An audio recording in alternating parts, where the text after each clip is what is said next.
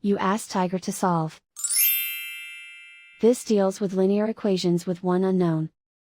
The final result is x equals 3. Let's solve it step by step. Group all constants on the right side of the equation. Subtract 2 from both sides. Simplify the arithmetic.